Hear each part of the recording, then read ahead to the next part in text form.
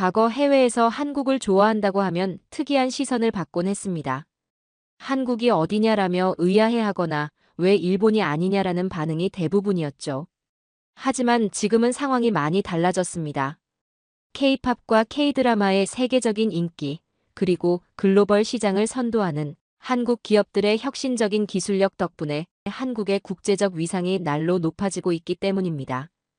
오늘 소개해드릴 주인공은 일본 여행 전 들른 한국에 완전히 매료된 이탈리아 여성입니다. 이 여성은 한국의 뛰어난 점은 바로 이거라고 소리 높여 말하는데요. 그녀가 발견한 한국의 특별한 매력은 과연 무엇이었을까요? 안녕하세요. 저는 이탈리아 로마에서 레스토랑 라 페니체를 운영하는 마리아 콘티입니다. 솔직히 말씀드리면 20년 동안 주방에만 갇혀 살다시피 했어요. 매일 아침부터 밤까지 정신없이 일하고 휴가라는 건 제 사전에 없는 단어였죠. 그러다 어느 날 제 수석 셰프가 저를 보더니 이렇게 말하더군요. 셰프님, 이러다 파스타면처럼 딱딱하게 굳어버리실 것 같아요. 좀 쉬다 오세요. 그래서 결심했어요. 처음으로 3주짜리 긴 휴가를 내고 아시아 여행을 떠나기로 한 거죠. 사실 처음 목적지는 일본이었어요.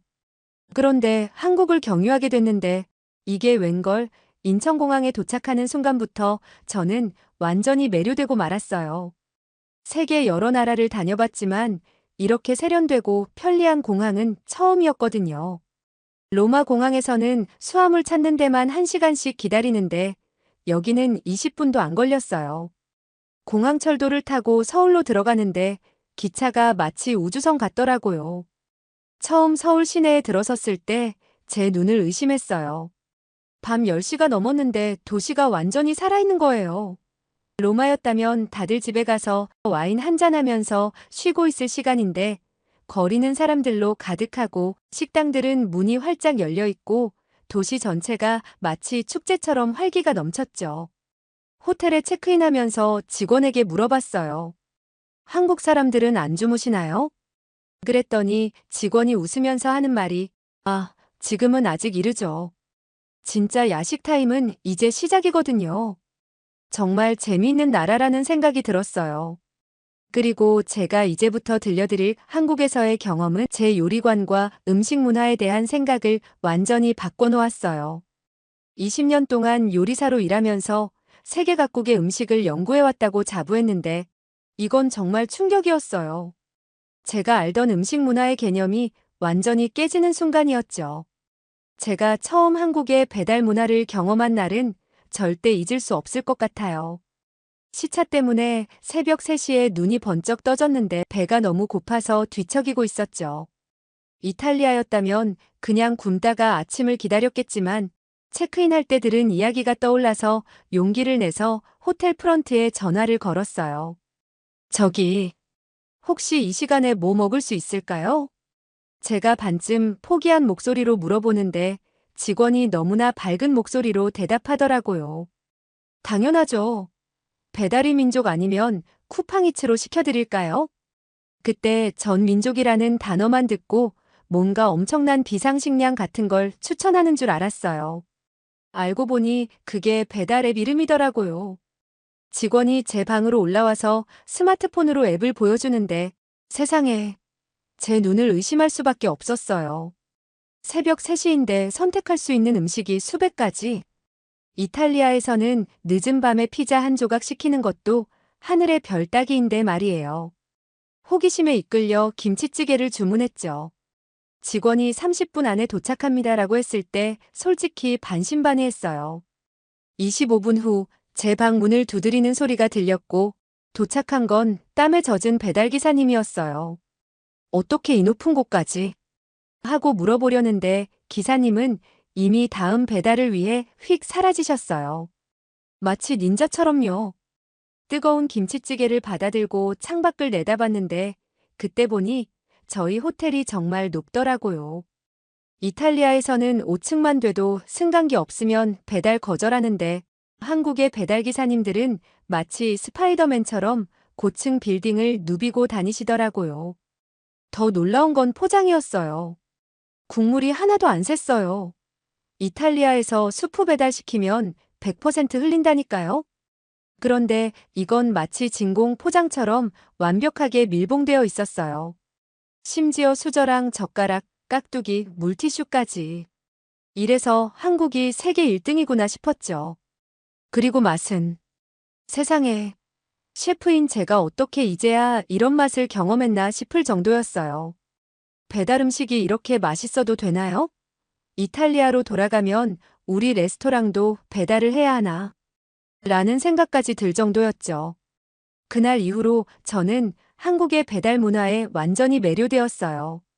낮에는 한식당을 돌아다니면서 연구하고 밤에는 배달 음식을 시켜 먹으면서 연구했죠. 호텔 방은 배달 음식 용기로 가득 찼고 퇴실할 때 직원들의 눈빛이 조금 달라진 것 같았어요.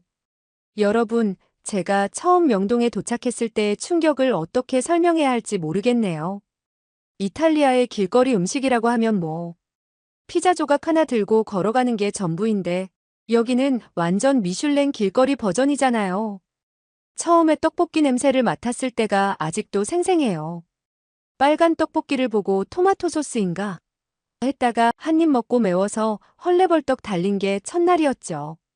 옆에서 한국인들이 외국인이 매운 걸 잘 못 먹는다더니 역시 하는 표정으로 절 보는 게 느껴졌어요. 그런데 이게 웬걸? 다음 날부터는 제가 떡볶이 앞에서 떨어질 수가 없더라고요. 이탈리아 요리의 기본은 알덴테잖아요. 그런데 이 떡볶이라는 음식은 말랑말랑하면서도 쫄깃쫄깃한 식감이 완전 새로운 거예요. 특히 길거리 포장마차 아주머니들의 손놀림은 정말 예술이에요. 우리 레스토랑 주방장들도 이렇게는 못해요.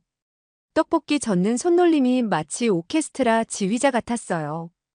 양념을 넣을 때는 마치 마법사처럼 정확하게 한 번도 맛을 보지 않고도 완벽한 맛을 내시더라고요. 그리고 저는 어묵 국물에 완전 반했어요. 처음엔 피시 케이크를 왜 국물에 넣어두나 싶었는데 어느새 저도 모르게 어묵 국물을 들고 다니면서 호호 불며 마시고 있더라고요. 이탈리아였다면 상상도 못할 일이죠. 순대는 처음에는 좀 겁먹었어요. 우리도 내장으로 만든 소시지가 있지만 이건 뭔가 달랐거든요. 그런데 한번 먹어보고 세상에, 이게 바로 한국의 슈퍼푸드구나 싶었어요. 든든하고 맛있고 게다가 가격도 착하고. 진짜 놀라운 건 이 모든 음식이 한 군데에 모여 있다는 거예요. 보통 5, 6개의 포장마차가 옹기종기 모여 있는데 마치 작은 미식 축제 같았어요. 떡볶이 먹다가 순대 먹고 어묵 국물 마시다가 튀김 먹고. 이탈리아 사람들이 이걸 본다면 야만적이라고 할 수도 있겠지만 저는 이게 바로 진정한 푸드컬처라고 생각해요. 특히 인상 깊었던 건 계산하는 방식이었어요. 포장마차 아주머니들이 다들 암산의 달인이시더라고요. 계산기도 없이 이거 3,000원, 저거 2,000원, 총 12,000원 하시는데 한 번도 틀린 적이 없었어요. 이탈리아에서는 계산기 없으면 간단한 덧셈도 못하는 사람들이 있는데 말이죠. 그리고 저는 호떡이라는 걸 처음 먹고 깜짝 놀랐어요. 이탈리아 디저트와는 전혀 다른 겉은 바삭하고 속은 달달하고 한 입 베어 물었을 때 흘러나오는 설탕 시럽의 향. 완전 매력적이었어요. 우리 레스토랑에서 이걸 재현해 보려고 했는데 실패했죠. 역시 현지의 맛을 따라갈 순 없나 봐요. 자, 이제 제가 한국에서 가장 충격받은 음식, 김치 이야기를 해볼게요. 솔직히 처음에는 이해가 안 됐어요. 발효된 배추라니. 이탈리아에서는 배추는 그냥 샐러드나 수프에 넣는 재료일 뿐이거든요. 첫날 호텔 조식에서 김치를 발견했을 때의 일을 잊을 수가 없어요. 저는 이게 그 유명한 한국의 피클이구나 하고 한 입 크게 먹었다가 매운맛에 눈물이 왈칵 쏟아질 뻔했죠. 옆에 있던 한국인 할아버지가 절 보면서 빙그레 웃으시더니 웰컴 투 코리아 하시는데 그 유머러스한 말투가 아직도 기억나요. 근데 이게 웬일일까요? 그 다음날 아침이 되자 자꾸 김치가 생각나는 거예요. 마치 중독된 것처럼요. 이탈리아에서는 아침에 크로아상이나 커피를 찾는데 한국에서는 제가 매일 아침 김치를 찾고 있더라고요. 그래서 한국의 전통 발효 문화를 제대로 배워보고 싶어서 종로에 있는 한 한식당을 찾아갔어요. 거기서 만난 할머니 셰프님이 김치의 세계로 저를 인도해 주셨죠. 이것 봐요. 이게 다 배추라고. 할머니가 보여주신 건 무려 10가지가 넘는 김치였어요. 배추김치, 총각김치, 깍두기, 열무김치. 전부 다 배추과 채소로 만든 거라는데 맛이 하나도 겹치지 않는 거예요. 제가 특히 놀란 건 김치를 만드는 과정이에요. 이탈리아 치즈 발효랑은 비교도 안 되는 정교한 과학이더라고요. 절이고 양념하고 발효시키는 과정이 마치 정밀한 화학 실험 같았어요. 할머니, 이거 레시피 좀 알려주세요. 했더니 할머니가 하시는 말씀이 아이고, 뭔 레시피야. 손맛이지. 그러고는 양념을 넣으실 때 손으로 쓱쓱 저으시는데 저희 레스토랑에서 그램 단위로 재료 재는 것과는 완전히 다른 차원이었어요. 제일 재미있었던 건 김치 숙성도에 대한 토론이었어요. 신김치파와 신선한 김치파로 나뉘어서 열띤 토론을 하시더라고요. 마치 이탈리아에서 와인 숙성도로 토론하는 것처럼요. 한국인들에게 김치는 단순한 반찬이 아니라 하나의 문화더라고요. 할머니가 알려주신 재미있는 사실 하나. 김치는 우주에도 갔대요. 나사에서 특별히 요청해서 한국 우주인을 위해 우주용 김치를 개발했다나요? 이건 좀 질투나네요. 그리고 김치가 들어가는 요리의 다양성도 정말 놀라웠어요. 김치찌개, 김치볶음밥, 김치전. 심지어 김치 피자도 있더라고요. 처음에는 이건 좀 아니지 했는데 먹어보니까 이탈리아 피자와는 또 다른 매력이 있더라고요. 하지만 이 말은 로마에서는 하면 안 되겠죠? 흐흐. 여러분, 이제 제가 한국에서 발견한 가장 흥미로운 현상에 대해 이야기해 볼게요. 바로 한국인들이 외국 음식을 자신들만의 방식으로 재해석하는 놀라운 능력입니다. 처음 파인애플 피자라는 말을 들었을 때 솔직히 이탈리아 셰프로서 심장이 좀 아팠어요. 파인. 뭐라고요? 파인애플 피자요.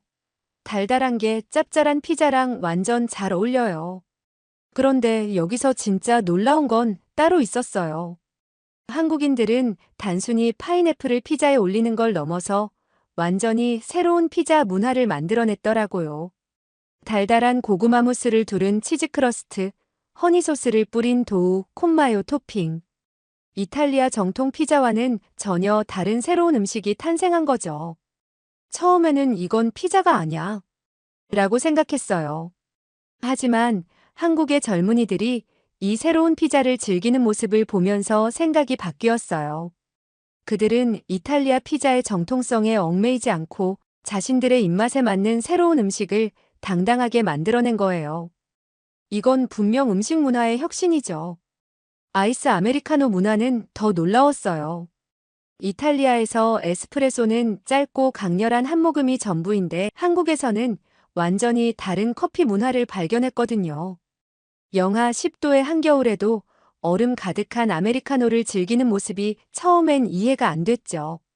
그런데 자세히 들여다보니 이것도 한국인들의 창의적인 라이프 스타일에서 나온 거더라고요. 바쁜 일상 속에서 천천히 즐기는 대용량 아이스커피. 이게 바로 현대 한국인의 솔루션이었던 거죠. 제가 한 한국 바리스타에게 물어봤어요. 왜 이렇게 차가운 커피를 좋아하시나요? 그랬더니 돌아온 답변이 정말 인상적이었어요. 우리는 에스프레소의 본고장이 아니잖아요. 그러니까 우리만의 방식으로 커피를 즐기는 거죠. 산뜻하게 마시고 싶을 때는 아이스 아메리카노, 여유 있게 즐기고 싶을 때는 따뜻한 라테를 마시고요. 날씨나 계절과는 상관없이요. 그 순간 깨달았어요. 한국인들은 단순히 외국 문화를 따라하는 게 아니라 그것을 완전히 새로운 것으로 재탄생시키는 능력이 있다는 걸요. 피자든 커피든 원래의 형태는 존중하면서도 자신들만의 독특한 방식으로 발전시키는 거죠. 이제는 오히려 제가 이탈리아로 돌아가서 우리 레스토랑에 이런 창의성을 접목해 볼까 생각 중이에요. 물론 파인애플 피자는 제외하고요. 자, 이탈리아로 돌아가기 전에 제가 느낀 점 좀 솔직하게 말씀드릴게요. 처음에는 좀 까칠했어요. 뭐? 이탈리아 셰프가 한국에서 뭘 배우겠어? 이런 생각이었죠. 그런데 이제는 완전히 생각이 바뀌었어요. 한국에서 발견한 건 단순한 음식이 아니었어요. 전통과 현대가 찰떡궁합으로 어우러진 신세계였죠. 김치는 수천 년 전통의 발효 음식이면서도 밤 12시에 배달 앱으로 주문할 수 있는 이런 나라가 또 어디 있겠어요? 제 휴대폰에는 이제 배달의 민족 앱이 깔려 있어요. 작동은 안 되지만 아이콘만 봐도 미소가 지어져요. 한국이 그리워서 이러고 있는 제 모습도 재미있고 다음에는 가게 직원들이랑 함께 한국을 찾고 싶어요. 저의 이야기는 여기까지입니다. 여러분, 마리아 씨의 이야기 어떠셨나요? 사연이 마음에 드셨다면 구독과 좋아요를 눌러주세요. 여러분의 구독과 좋아요는 계속해서 좋은 사연을 소개할 수 있는 큰 힘이 됩니다. 시청해주셔서 감사합니다.